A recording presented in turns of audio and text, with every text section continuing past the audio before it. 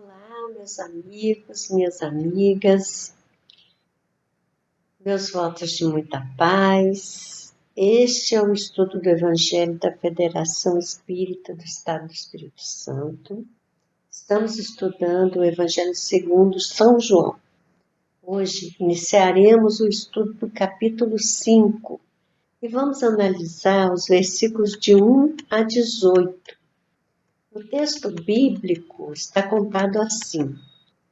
Depois disto, havia uma festa entre os judeus, e Jesus subiu a Jerusalém. Ora, em Jerusalém há, próximo à Porta das Ovelhas, um tanque chamado em hebreu Betesda, o qual tem 5 alpendres. Nestes jazia grande multidão de enfermos, cegos, mancos e ressecados, esperando o movimento da água, porquanto um anjo descia em certo tempo ao tanque e agitava a água, e o primeiro que ali descia, depois do movimento da água, sarava de qualquer enfermidade que tivesse. E estava ali um homem que havia 38 anos se achava enfermo.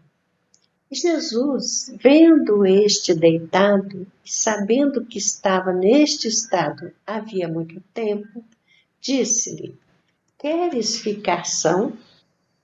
O enfermo respondeu-lhe: Senhor, não tenho homem algum que, quando a água é agitada, me ponha no tanque.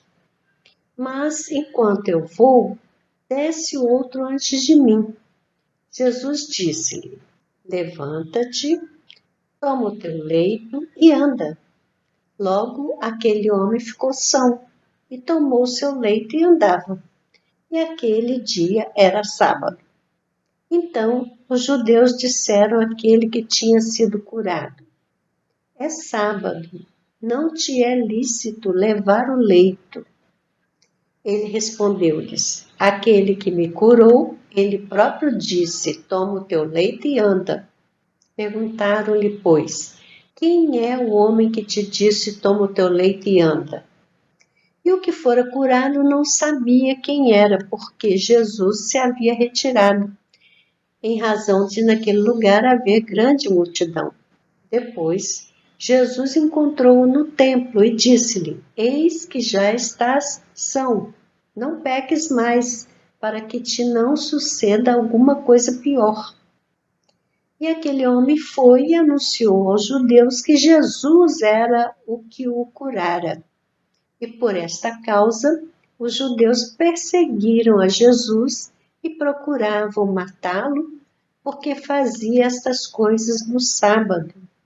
E Jesus lhes respondeu: Meu Pai trabalha até agora, e eu trabalho também. Por isso, pois, os judeus ainda mais procuravam matá-lo, porque não só quebrantava o sábado, mas também dizia que Deus era o seu próprio Pai, fazendo-se igual a Deus.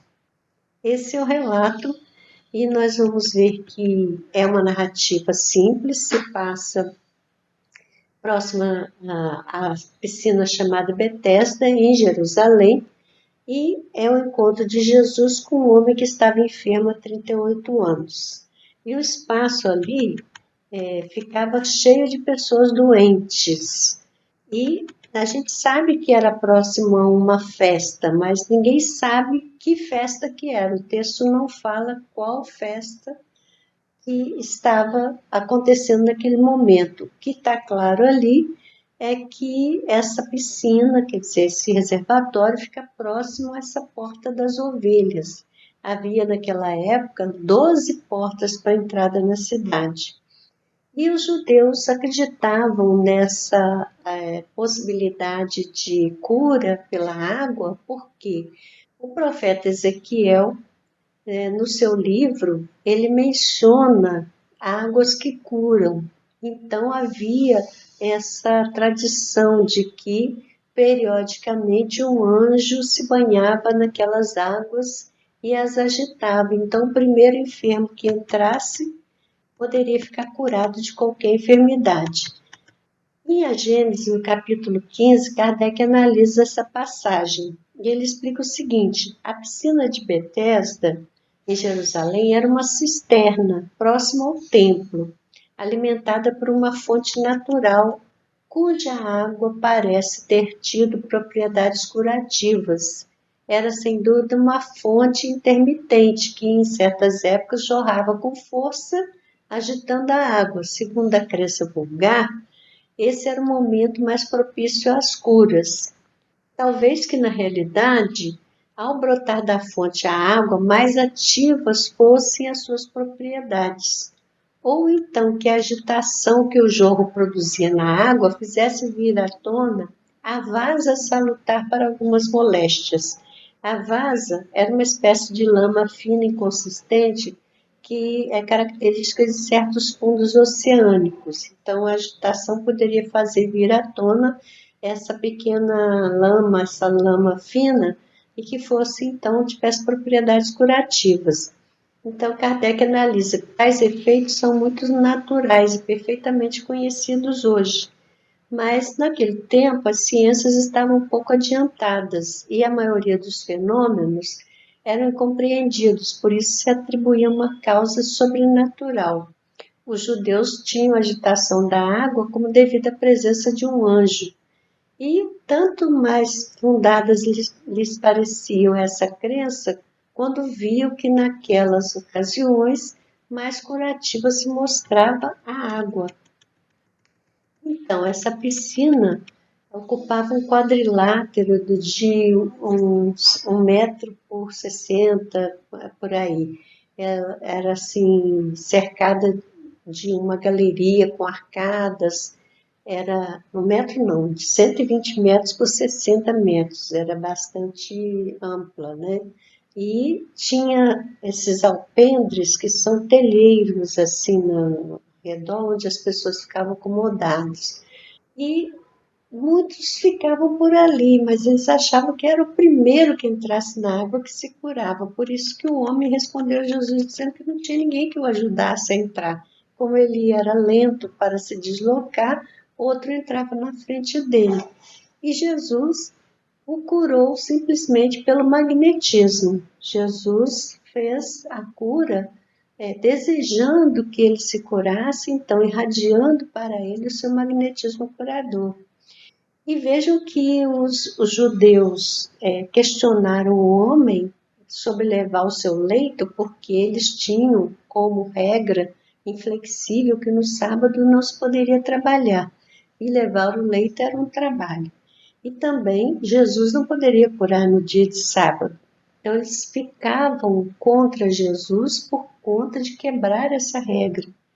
E também porque Jesus se dizia filho de Deus, então eles tinham essa impressão do mestre se colocar na condição de igualdade com Deus, isso para eles era uma blasfêmia. Eles não entendiam que Jesus pregava que Deus é pai de todos nós, então todos somos filhos de Deus, né? E a respeito do trabalho, Jesus disse para os judeus: meu pai trabalha continuamente e eu trabalho também. Então, o trabalho nos dá dignidade. É importante que a gente realmente se aplique a um trabalho. E hoje em dia, infelizmente, não temos essas normas de proibição do trabalho.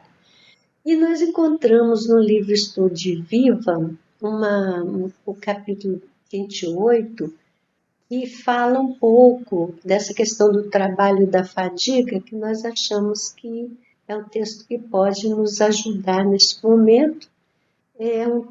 O Estude Viva é uma psicografia do Francisco Cândido Xavier, o livro é ditado por Emmanuel e por André Luiz. Então, nesse capítulo 28, está considerando essa questão do trabalho e da fadiga, e Emmanuel e André Luiz nos falam assim: quando o cansaço te procure no serviço do bem, reflete naqueles irmãos que suspiram pelo mínimo das facilidades que te enriquecem as mãos. Pondera não apenas nas dificuldades dos que ainda em plenitude das forças físicas se viram acometidos por lesões cerebrais, mas também no infortúnio dos que se acham em processos obsessivos vinculados às trevas da delinquência. Observa não somente a tortura dos paralíticos, reclusos em leitos de provação, mas igualmente a dor dos que não souberam entender a função educativa das lutas terrestres e caminham estrada fora de coração enrijecido pela indiferença. Considera não apenas o suplício dos que nascem em dolorosa condição de idiotia, reclamando recurso alheio nas menores operações da vida orgânica, mas também o perigoso desequilíbrio daqueles que, no fastígio do conforto material, resvalam em ateísmo e vaidade, fugindo deliberadamente às realidades do espírito. Medita não somente na aflição dos que foram acidentados em desastres terríveis, mas igualmente na angústia dos que foram atropelados pela calúnia, tombando moralmente em revolta e criminalidade por não saberem assimilar o benefício do sofrimento. Quando a fadiga te espreite na esfera da ação, pensa naqueles companheiros ilhados em padecimento do corpo e da alma, a esperarem pelo auxílio, ainda que ligeiro, do teu pensamento, da tua palavra, da tua providência, de tuas mãos. Se o desânimo te ameaça, examina se o abatimento não será unicamente anseio de repousar antes do tempo. E se te reconheces conscientemente disposto de energia para ser útil, não te confies à inércia e à lamentação. Quando a fadiga apareça, recorda que alguém existe a orientar-te e a fortalecer-te na execução das tarefas que o alto te confiou. Alguém com suficiente amor e poder a esperar-te os recursos e dons na construção da vida maior.